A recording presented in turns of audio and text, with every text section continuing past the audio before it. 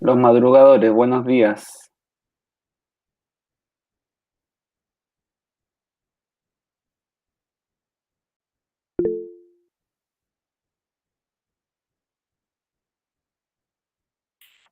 Hola Nicole, hola Palma, ¿cómo está? Andrea, ¿cómo está? Bien, bien. Rivas, se despertó Rivas, menos mal.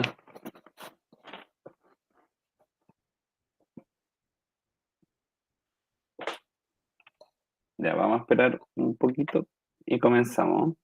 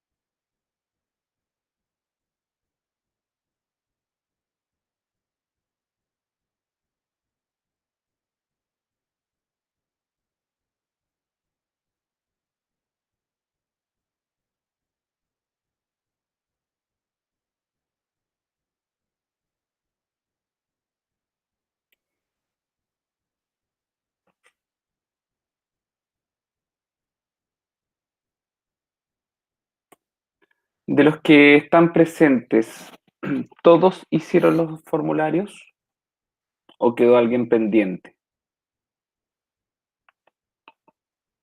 Porque los formularios al final quedaron. Los que no hayan hecho, por favor que me avisen, porque algunos fueron contestando. Ya, voy a revisar, Nicole, de ahí y cualquier cosa te voy a escribir un correo.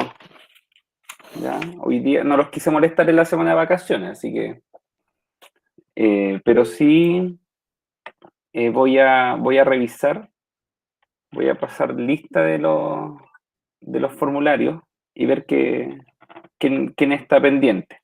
¿Ya? Así que eso para que lo tengan claro.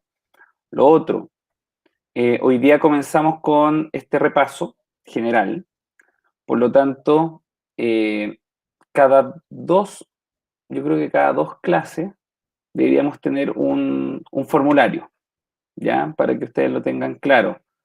Eh, y es materia que ustedes ya han trabajado, que hemos visto, así que no creo que les represente mayor problema, ¿ya? Así que yo espero que aprovechen esta instancia para que su porcentaje de avance sea mayor al que tenían hasta agosto y aprovechar estas últimas semanas de clase para repasar los contenidos y para que no tengamos problemas a final de año con la nota o con el porcentaje que se va a pedir.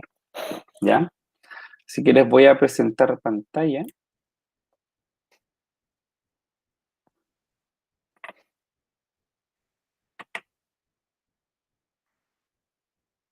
Ahí está.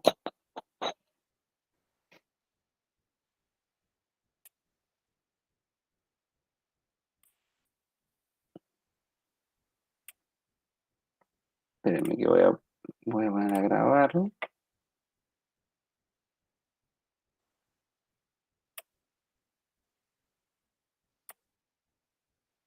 Ya, por favor, me corroboran si se ve la presentación. Sí, sí se ve. Sí, estamos ok. Ya. A ver, el objetivo de trabajo de estas 2 semanas, de esta y la próxima, tiene que ver con el objetivo fundamental número 1 de primero medio, ¿ya? Que es el que está ahí escrito, explicar las ideas republicanas y liberales en su relación con las transformaciones políticas y económicas de América y Europa. traducción simple es la conformación del Estado, del Estado-Nación y de la República, tanto en América como en Europa. Nosotros esta materia la trabajamos en primero medio. Comenzamos con la parte europea, luego seguimos con América.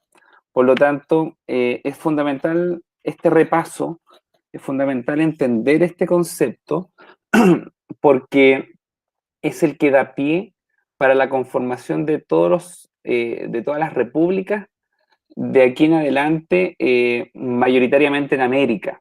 ¿Ya? En Europa nace esta idea, pero es en América donde nosotros vamos a ver cómo se concreta esta transformación política y cómo vamos a pasar de ser colonia a formar nuestra propia república. ¿Ya? Por lo tanto, el concepto más importante que debemos manejar es el concepto del liberalismo, sí o sí. Y como ustedes saben, el liberalismo es una corriente ideológica básicamente que nace en la burguesía. Y si ustedes recuerdan lo que era el ser burgués, era esta clase dominante que tenía dinero, que comerciaba, ¿ya? Por lo tanto, son ellos los que fundan lo que es la idea liberal, donde ¿qué es lo que se busca mayoritariamente? La libertad de las personas. Eso es lo que se busca. ¿Con qué? Con promocionar o con lograr alcanzar un estado de felicidad y bienestar total. Claramente la burguesía, ¿por qué lo crea? Acuérdense que ellos durante la Edad Media son un grupo que está emergiendo y que está sujeta a lo que dicta el rey, a lo que dicta el soberano. Pero ya en esta época, acercándonos al siglo XVIII, la burguesía ya no quiere más reyes y quieren ellos tomar el control político, porque ya tenían el control económico y tenían un lazo con el rey en ese aspecto, pero quieren tomar un poder político total. Y ante eso es que nace esta idea del liberalismo, donde nace esta idea de libertad de las personas y que se allana bajo un pensamiento laico, bajo una filosofía ilustrada. Y ahí es donde nacen y donde aparecen estos grandes pensadores como Rousseau, Montesquieu, Voltaire, donde apelan a esta idea de dividir los poderes del Estado, y es algo que trabajamos a principio en la materia de cuarto medio. Si ustedes se fijan, dividir los poderes del Estado, generar un contrato social entre lo que era este ser dominante y la sociedad civil. O sea, claramente aquí es donde nace todo este concepto de libertad. Y una libertad que busca exclusivamente la felicidad, que busca el bienestar y que se ampara en los filósofos ilustrados. Entre sus características, ¿qué importa más? El uso de la razón, la primera, fundamental, y ahí aparece este filósofo que es Descartes, donde plantea esta idea de que pienso y luego existo. Entonces, básicamente el uso de la razón está condicionada a la libertad de las personas. O sea, yo tengo libertad, pero la debo usar bien, debo razonar para usarla. Luego viene este principio de la propiedad privada, ya el derecho de que todos debemos sacar nuestro máximo potencial. Eso es fundamental. Tercero, todos son iguales. Ojo, ojo acá, siglo XVIII, finales del XVII, principio del XVIII. Todos son iguales. ¿Quién crea esto? Los hombres. Para ellos todos son iguales. Recuerden, niños, mujeres quedan fuera, quedan excluidos de esta igualdad, aunque suene raro, ¿ya? Pero recuerden que este inicio del liberalismo establece, no, igualdad, busquemos la igualdad, seamos equitativos, los derechos, pero todo lo que es derechos, oportunidades políticas, poder optar a cargos públicos, todo está centrado en el hombre, ¿ya? Y ya vamos a ver un poquito más adelante que las mujeres también van a empezar a pedir su lugar, pero en este momento está pensada esa igualdad solo para hombres. Cuarto, el Estado, ¿qué nos tiene que asegurar? Las condiciones básicas. Y esas condiciones básicas tienen que ver con nuestra libertad, derechos, ojo, hombres, derecho a la propiedad privada. Básicamente son los hombres los que tienen derecho a tener propiedades privadas y si la mujer hereda, se la traspasa al hombre. Y resguardar mi empresa. Recuerden que estamos iniciando también en paralelo, y lo vamos a ver en un par de semanas, lo que es la revolución industrial. Por lo tanto, el burgués también se industrializa y quiere protección sobre eso. Entonces, estas características del liberalismo lo que nos permiten establecer es que, primero, nosotros pensamos, razonamos las cosas, pedimos una protección a nuestra propiedad, pedimos libertades, pedimos igualdad, pero solo para un cierto grupo, para un cierto sector, hombres, y buscamos que el Estado nos asegure en condiciones básicas. Ante eso, tenemos plenas libertades, ¿ya? Tenemos plena acción, ¿ya? Podemos simplemente desarrollarnos sin inconveniente. Lo asociamos económicamente al sistema capitalista, al liberalismo, y lo vamos a ver la próxima semana, el liberalismo económico. Y en materia política, como ustedes ya saben, ojalá ir sacando a los reyes, a los monarcas. Si no se puede, generar monarquías constitucionales, generar un sistema parlamentario y donde simplemente lo que interesa es que el burgués entre en la arena política. Dentro de ese parámetro, como podemos ver el liberalismo, tenemos varios tipos de gobierno. Uno de ellos es el parlamentarismo, ¿ya? Donde si no he podido sacar al monarca, se le va a denominar monarquía parlamentaria, y donde ya no existe un monarca, república parlamentaria. Pero ¿quién tiene mayor poder político? El Parlamento. Acuérdense del parlamentarismo chileno, que generó incluso una guerra civil. Pero en Europa, es este tipo de gobiernos donde empieza a establecer ciertas libertades. En el caso de la monarquía parlamentaria, hay un rey, pero ya no tiene el poder absoluto. Recuerden que la filosofía ilustrada lo que más busca es que el absolutismo caiga, y en muchos casos cayó. Y tenemos la república parlamentaria donde ya no existe un monarca, pero existe un presidente o un primer ministro. Eso debemos tenerlo bastante claro, ¿ya? Entonces, aquí están las características de la monarquía parlamentaria, como les decía.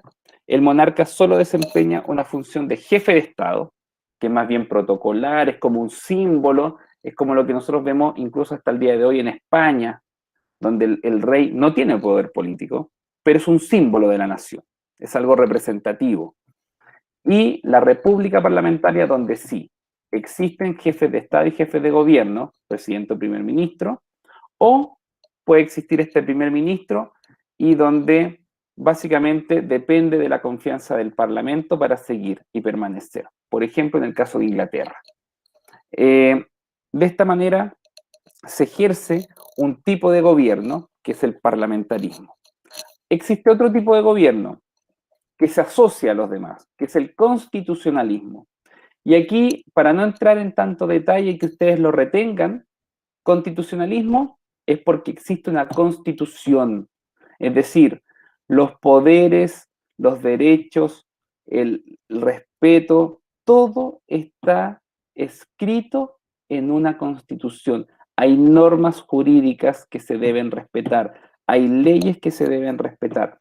Eso es el constitucionalismo, por lo tanto, ¿es una forma de gobierno? Sí, pero es una forma de gobierno que me permite tener escrito todas las leyes y que por lo tanto, si hay un sistema parlamentario, las leyes estén ahí en una constitución. Si hay una república, estén ahí, escritas en una constitución. El constitucionalismo es algo transversal, más que un sistema de gobierno puro, ya para que ustedes lo tengan claro, porque al instaurar un constitucionalismo, por ejemplo, en el caso chileno, hoy en día somos un país constitucionalista, porque tenemos una constitución, porque organiza los poderes del Estado, porque también limita ciertos poderes, porque nos da ciertas libertades. Entonces, está todo escrito, está todo ahí.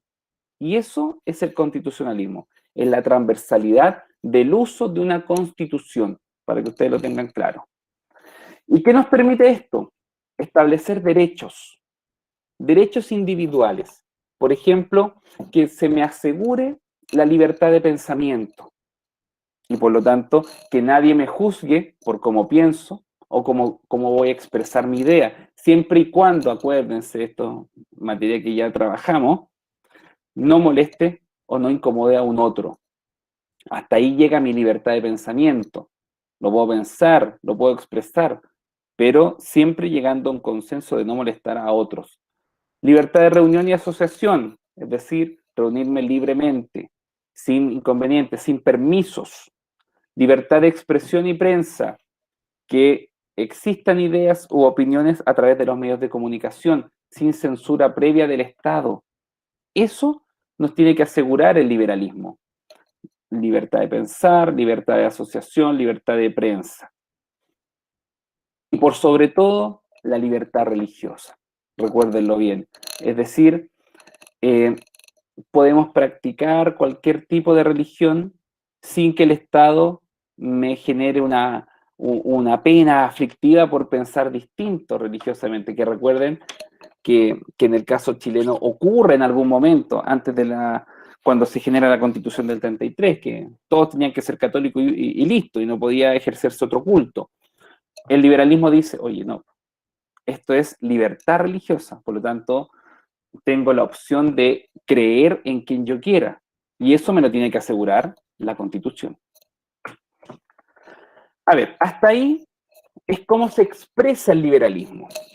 En función de un sistema republicano, división de poderes, o un sistema parlamentario, donde el parlamento tiene mayor poder, pero donde todo confluye en algo común, el concepto de libertad. Es decir, soy libre de pensar, de asociarme, libertad de prensa, libertad religiosa, pero recuerden algo, siglo XVII, XVIII, donde empieza esta idea, esa libertad solo se asocia a hombres. ¿Y qué tipo de hombres? Europeo, blanco, con dinero, un burgués, ¿ya? ¿Qué dejamos fuera?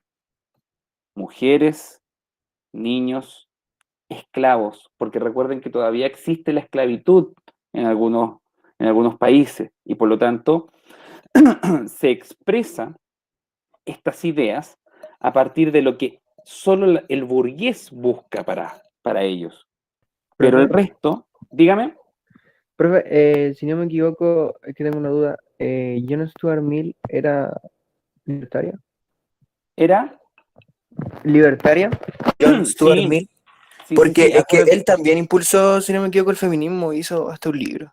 exacto, sí, lo impulsa, además que él también está impulsando el liberalismo económico, ojo, también tiene que ver con eso, ¿ya? Y claramente van a ver, ojo, no es que sea esto un blanco y negro, pero sí van a haber hombres que apoyen la revolución femenina, por llamarlo así, y que en ese contexto y en ese tiempo los van a ver mal.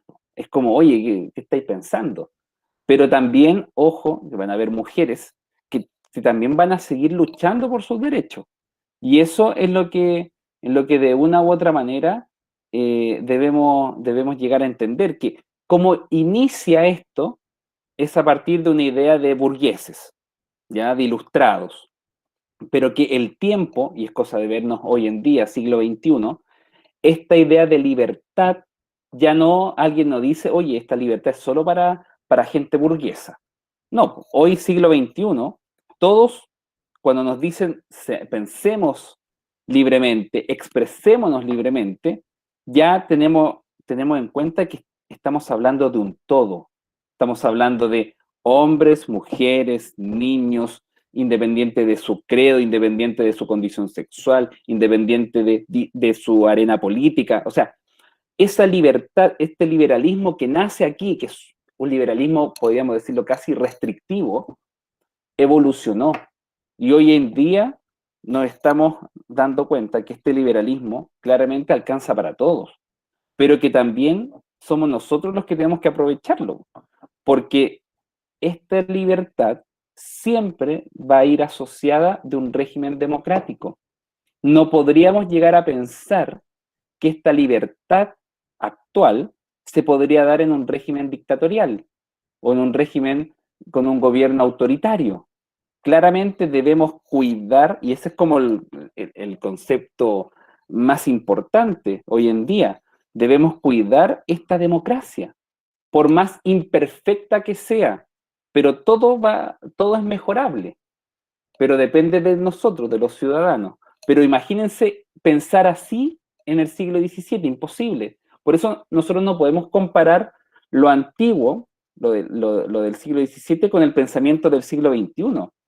Claramente en esa época las mujeres acataban y eran muy pocas las que decían, oye, pero yo también quiero libertades, o que algún esclavo se haya sublevado, eran muy pocos, porque lo acataban casi como una ley.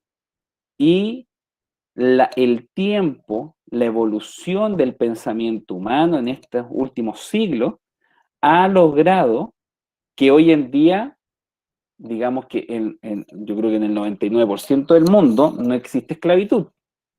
¿Ya? Si nos ponemos más críticos, alguien puede decir, no, somos esclavos del sistema, Ya, pero eso es otro cuento.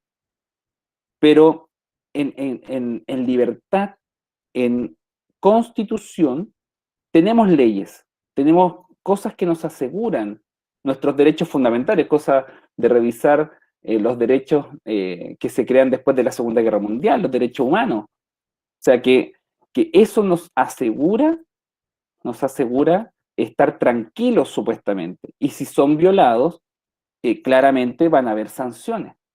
Pero en el siglo XVIII todavía no existen esos derechos humanos. No los tenían ni en cuenta. Para ellos estas libertades son los grandes derechos, pero solo para algunos. ¿Ya? Ojo con eso. Y de ahí, y basándome en todo lo que estábamos recordando, aparecen estos movimientos.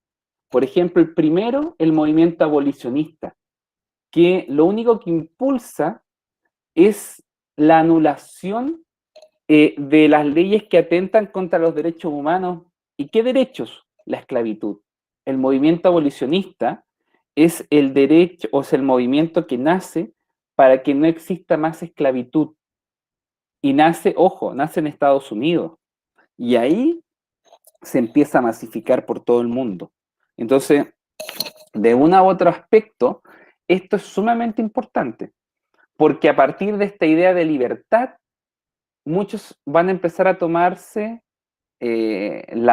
fielmente la palabra y van a decir, oye, pero ¿y por qué hay esclavos? No deben existir. Movimiento abolicionista. Luego, las mujeres van a decir, oye, pero ¿y por qué nosotros no podemos votar? ¿Por qué no tenemos derecho? Movimiento sufragista. Y aparecen las mujeres también reclamando sus derechos. Y esto tanto en Europa como en Estados Unidos, ¿sí? ¿El movimiento abolicionista lo originó principalmente los esclavos o gente externa? No esclavos. El movimiento abolicionista es creado por, aunque suene ilógico, pero es creado por burgueses, ¿ya? Que son un poco más conscientes de que no debe existir esclavitud. Y de ahí se suman ciertos personajes que van a apoyar esta idea de que no existe esclavitud, ¿ya? Pero no nace de las bases, sino que nace desde el intelecto. Y de ahí baja, no es al revés. En el caso de las mujeres es distinto, porque aquí tanto mujeres de clase alta como mujeres de clase baja van a empezar a exigir sus derechos, ¿ya? Aunque mayoritariamente el movimiento sufragista es un movimiento también intelectual, también de mujeres que se educaron en un sistema y que se dan cuenta que, oye, los hombres no tienen por qué tener todos ellos el derecho, o sea, nosotras también lo debemos tener. Y en ese aspecto nace este movimiento, que va a ser sumamente grande, tanto en América como en Europa. De hecho, ustedes se fijan, ¿qué es lo que ellas buscan? El derecho a voto. Ese es el primero. Ni siquiera están reclamando posteriormente igualdad en ciertas condiciones. El derecho a voto. Ese era lo fundamental. Y, por lo tanto, si ustedes se fijan, el origen es en el 1743, culminando básicamente en 1945, para que se logre el voto de las mujeres. En el caso chileno, acuérdense, un poquito más allá del año 45, año 49 para elecciones municipales, y después el 52 para presidenciales. Entonces, es un largo camino, donde en algunos países fue antes, donde en otros va a ser un poquito después, pero las mujeres van a lograr su objetivo. Y este movimiento es sumamente fuerte y sumamente importante, porque además esta búsqueda de derechos son porque las mujeres se sienten sin voz, se sienten sin ser escuchadas. Y por lo tanto, este movimiento revolucionario más importante, ojo, es el que se da en Francia, porque la Revolución Francesa apela a el fin del absolutismo, y por eso después terminan guillotinando a Luis XVI, porque era como el ícono del absolutismo, a pesar de que era el bisnieto de Luis XIV, pero termina siendo él el que paga las culpas por todos los demás, y lo guillotina. Pero esa Revolución Francesa es una revolución que termina con la Declaración de Derechos del Hombre y el Ciudadano. Culmina con eso. Y ahí es cuando una mujer dice, oye, pero ¿por qué derechos del hombre y el ciudadano si nosotros también luchamos en esta revolución? Y ahí es cuando aparece esta persona, más conocida como Olympia de Gaulle. Profe, Dígame. le preguntan por el chat si la guerra civil de Estados Unidos fue por la esclavitud o no. No. Tiene que ver, la guerra civil de Estados Unidos tiene que ver básicamente con, es parecido a lo que ocurre acá en Chile, o conservadores o liberales. Es cómo voy a implantar la idea de política, pero no por una lucha de esclavitud, imagínate, no se condice el que se diera eso. Sí que un pensamiento más liberal apela a que no haya esclavitud, y algo más conservador apela a que siga existiendo la esclavitud. Pero no se da netamente por eso, ¿ya? Se da más bien por cómo se impone un sistema de gobierno. Pero sí, en el caso de las mujeres, y específicamente en Francia, aparece Olympia de Gaulle. Y ella escribe la Declaración de Derechos de la Mujer y de la Ciudadana, que es la copia de la que se creó en 1789, después de finalizar la Revolución Francesa, de la Declaración de Derechos del Hombre y el Ciudadano. Por lo tanto, ella hace una copia textual, pero en vez de dejarla como hombre, mujer, y en vez de ciudadano, ciudadana. Y ahí hay un extracto, pero ella es la gran impulsora de los derechos de las mujeres. Lo impulsa netamente, pero algo fundamental. Y ahí es que empieza esta revolución, empiezan estos cambios en las mujeres. Porque fíjense lo que ella pide, o sea, dice, las madres, las hijas, las hermanas, representantes de la nación, piden ser constituidas en Asamblea Nacional, es decir, que sean escuchadas, considerando que la ignorancia, el olvido o el desprecio de los derechos de la mujer son las únicas causas de las desgracias públicas. Se está diciendo, oye, los hombres no lo hacen bien, ¿ya? Además dice, y de la corrupción de los gobiernos, han resuelto exponer en una solemne declaración de los derechos naturales, inalienables y sagrados de la mujer. Es decir, está hablando de que simplemente, oye, las mujeres también deben tener derechos políticos. No solo queremos esto de sufragar, también queremos participar en política. Y ahí es cuando esta idea de ella, obviamente a los hombres no la apoyaron, y simplemente al contrario. ¿Qué se va a hacer? La van a encarcelar y la van a ejecutar. ¿Ya? Es una mártir en torno a los derechos de las mujeres, Olimpia de Guerra. Porque simplemente siendo una mujer acomodada, que a lo mejor podría haber estado tranquila en su casa, viviendo de sus riquezas, hizo todo lo contrario. Es decir, salió a buscar apoyo, salió a reclamar sus derechos y termina encarcelada y por último ejecutada. Entonces, y de ahí, bueno, ella genera todo el impulso hacia lo que va a terminar siendo este movimiento sufragista posteriormente en el mundo. Y que termina, como ya saben, con los derechos hacia las mujeres, de una u otra manera. A ver, preguntas hasta acá con los derechos, con los tipos de libertades, ¿no? ¿Todo ok? Todo ok, profe. Ya. Vamos a la última parte, nos queda un poquito más, así que, a ver, hasta ahí es el liberalismo político. Nace desde la burguesía, las mujeres también reclaman, aparece un movimiento también abolicionista, es decir, la eliminación de la esclavitud, porque estamos hablando de libertades. ¿Va a costar un tiempo? Sí, va a costar un tiempo que las personas entiendan que las libertades deben ser para todos. Hoy en día, ¿hemos evolucionado? Sí, hemos evolucionado. ¿Podemos seguir evolucionando? Claramente podemos seguir evolucionando. Pero esto es paso a paso. Recuerden, no podemos analizar con ojos del siglo XXI lo que ocurrió en el siglo XVII, pero sí podemos ver cómo hemos cambiado y cómo hemos ido avanzando. Pero por otro lado, el liberalismo también tiene una expresión económica, que es acuérdense, y esto se lo he dicho siempre, el padre del liberalismo económico, don Adam Smith. Dígame. Le estás preguntando por el chat. Es que no lo veo, pero dígame, alguien que me los diga, yo respondo. Todos los derechos están escritos donde mismo. ¿Cómo? ¿Todos los derechos? Están escritos donde mismo.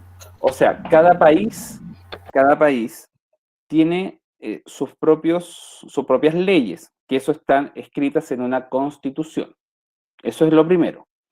Pero además de que exista la constitución, existe lo que es los acuerdos internacionales, como por ejemplo los derechos humanos, firmada en 1948, donde los países, a pesar de que no está en su constitución, lo deben, si se inscribieron, si firmaron esa declaración, la tienen que respetar, así como distintos acuerdos internacionales sobre derechos, deberes, leyes, etc. Si un país firma esos acuerdos internacionales, es como si también estuviesen en su constitución. Por lo tanto, depende de cada país, primero, sus leyes internas, pero cuando firma acuerdos internacionales, todo la tienen que respetar. ¿Ya? Eso sí o sí se tiene que dar. ¿Ya? A ver, luego de esto viene un liberalismo económico. Y ese liberalismo económico, el padre de ese liberalismo es don Adam Smith, donde escribe un libro, ahí está, entre comillas, Investigación sobre la naturaleza y causas de la riqueza de las naciones, publicada en 1776. Él se especializa en la búsqueda de esta libertad que tanto habla a nivel político, pero ahora también tiene que ser una libertad a nivel económica.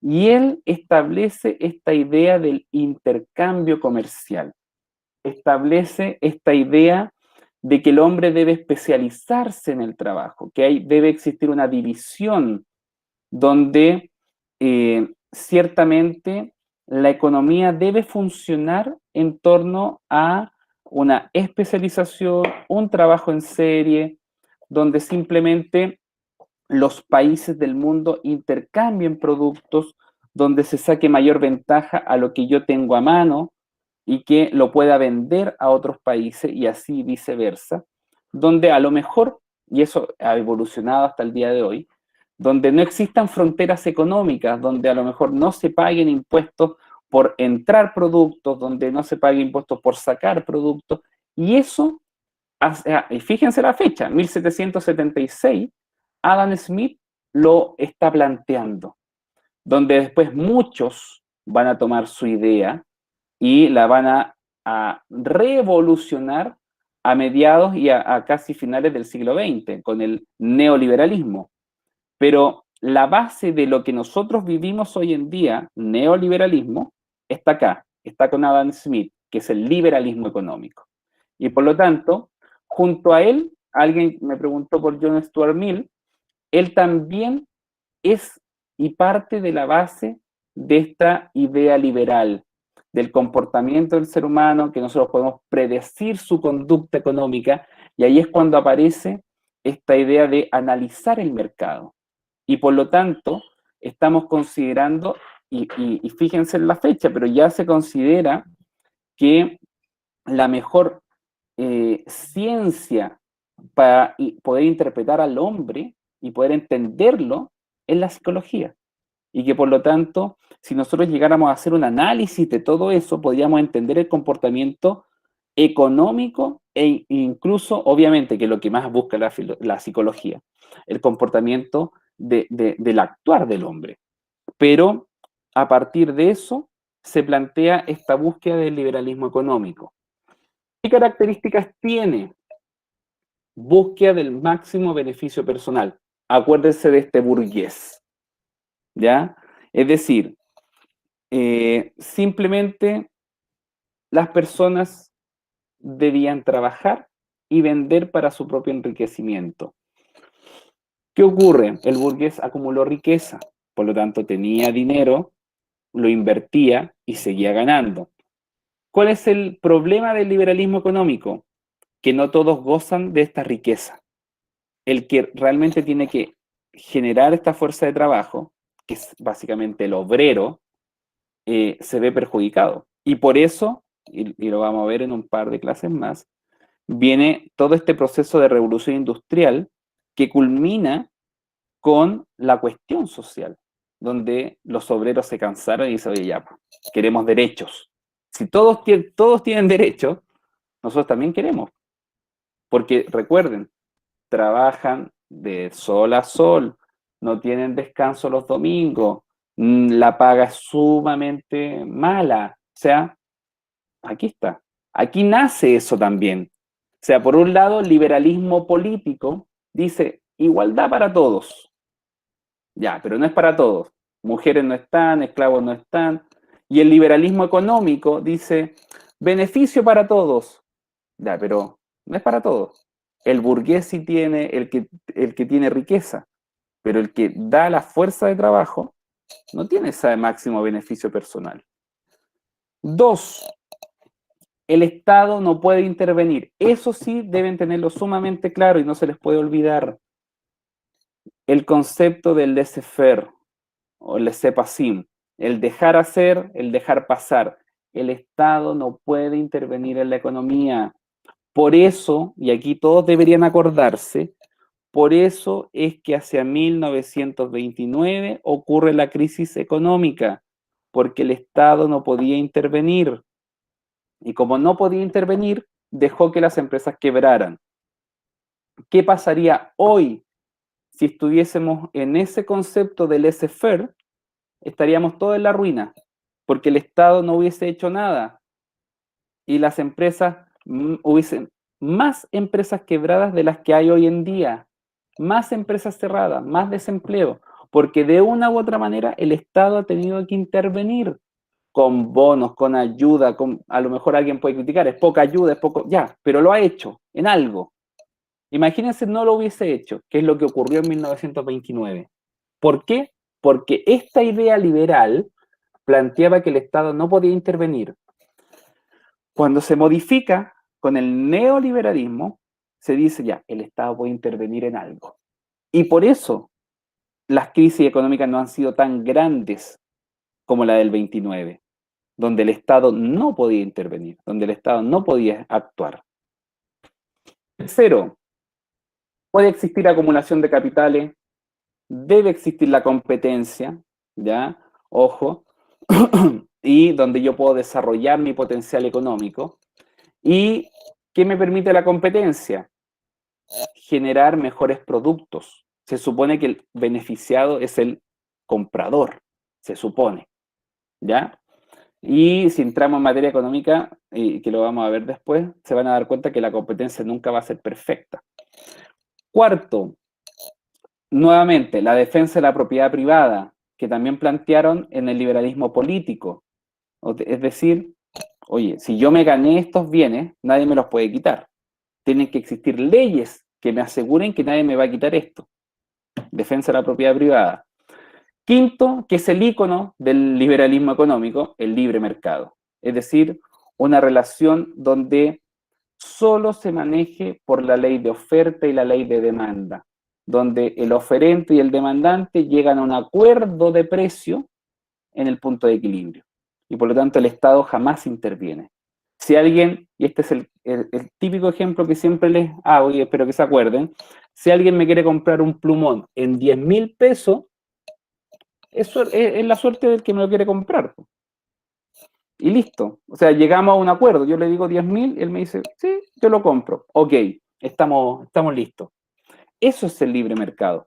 Pero si el Estado interviniera, me podría decir, ¿sabe qué? Estos plumones no pueden venderse a más allá de 5.000 pesos o de 2.000 pesos. Y yo no lo podría vender más caro que eso. Eso es una intervención del Estado. Pero en un libre mercado, como lo plantea Adam Smith o John Stuart Mill, no existe eso. Por lo tanto, puede haber solo existe el acuerdo entre el oferente y el demandante, es decir, entre el comprador y el vendedor. Chicos, ¿alguna pregunta, duda, algo que no esté claro, algo que quisieran decir? ¿No? A ver, espérenme un poquito. A ver, yo sé que es harto el contenido, pero esto nosotros ya lo manejábamos. Ya es un contenido de primero medio.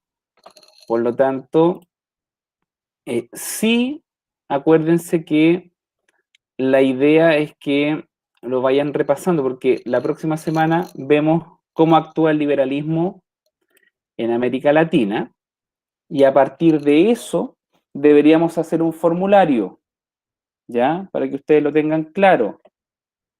Y damos por cerrada ese objetivo y seguimos con el otro. ¿Ya? Entonces, si hay dudas durante la semana, por favor me escriben, no hay inconveniente. Prontamente, ojo, se les va a pedir las guías iniciales. Ya les vamos a decir por qué medio las van a tener que entregar, porque van a ir dentro de la calificación. Sí, sí, Matías.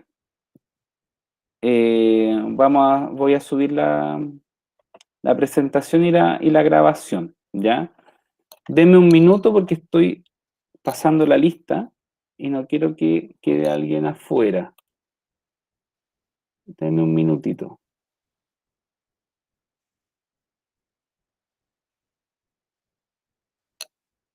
Ya, ahí sí. Entonces, la idea es que no tengamos problemas, no tengamos inconvenientes en ese sentido. Las guías ya se les va a pedir. Las actividades de Classroom también están incluidas en ese porcentaje, los formularios, la asistencia a clase, ¿ya? Así que es... ¿qué cosa, Jordan?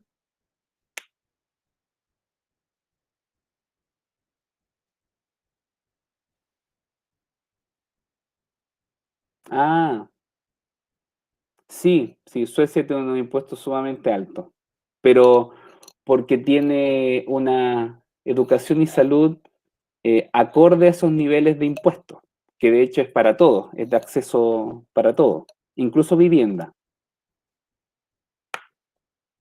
Sí, pues, pero es por eso, si su economía no es mala, pero tiene que ver con los impuestos que se cobran. Si acá se impusieran esos impuestos sería complejo porque la gente no está acostumbrada. Pero sí, si se mejorara el sistema de público, a lo mejor todos pagaríamos esos impuestos. Pero primero tiene que haber un impulso y un mejoramiento de lo público, o sea, de salud pública, educación pública, viviendas, ¿ya? Ese es el problema. Ojo. Entonces, Profe, ¿sí? tal vez me esté adelantando un poco, pero quizás se me olvide después. Sí, dígame nomás. El neoliberalismo nació después de la caída de la bolsa de New York, o Eh, ¿cómo se llama? no, mira, O sea, después de la crisis económica de 1929. mira, el liberalismo nace con Adam Smith, 1776 aprox. Hasta 1929 está impulsado el liberalismo. Después viene la crisis. Y acuérdate que entre el año 29 y el año 70 aproximadamente, en el mundo y en Chile aparece esta idea del estado de bienestar, que es el Estado se hace cargo de la economía y subvenciona todo, y por eso se generan industrias que son del Estado, todo lo subvenciona el Estado. Acuérdate que en el caso chileno se le va a llamar el modelo EASY, ¿ya? Y termina ese modelo económico el año 70-73 con la crisis del petróleo, porque todos decían, estado de bienestar no genera crisis, pero al final sí se generó una crisis, que es la del petróleo, y por eso aparece en los 73, 74 en el mundo, aparece la idea de Milton Friedman, que es la idea del neoliberalismo, que acuérdense que después va a tomar Augusto Pinochet para el caso chileno y lo va a impulsar. Y acuérdense que del 76 al 82 la economía chilena sube, pero acuérdense que el año 82 genera una crisis, porque como lo planteó el modelo Milton Friedman, era tan irreal que en algún momento estalló y generó una crisis que acomodó a un nuevo modelo neoliberal, que es el que nosotros tenemos hoy en día,